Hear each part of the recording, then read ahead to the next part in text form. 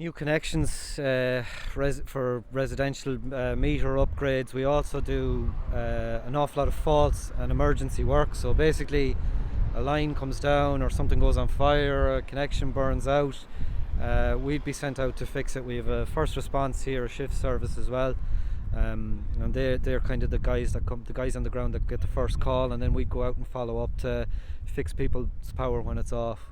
So all types of weather, all types of. This is Rebel Telly. We're outside the ESB headquarters down here on South Lotts Road.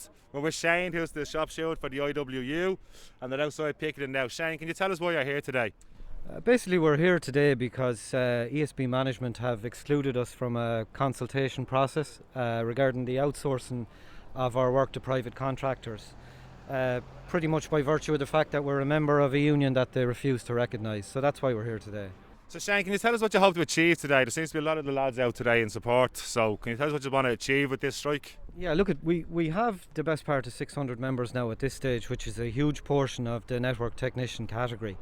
And we're not out here at the gate looking for money, or we're not making any exorbitant demands or anything like that. We simply want ESB management to sit down and talk to us. We've been in touch with them at every opportunity over the last few months in relation to availing of the conciliation services of the WRC, which will be the state provided mechanism for dealing with this type of a dispute. They've treated us with nothing but disregard, and in a lot of cases contempt. So at this stage, none of us really want to be out here at the gate. We don't want to be involved in industrial action. We want management to sit down and to talk with us and consult with us, which they're obliged to do. The state is starting to talk about the high bill from COVID coming up.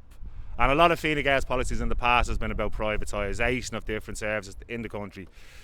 So can you tell us a bit what you fears that ESB are trying to do with? Yeah, look, it's a huge concern really. Like, the work that they're talking about outsourcing is our bread and butter, from live overhead work, cable jointing to smart metering.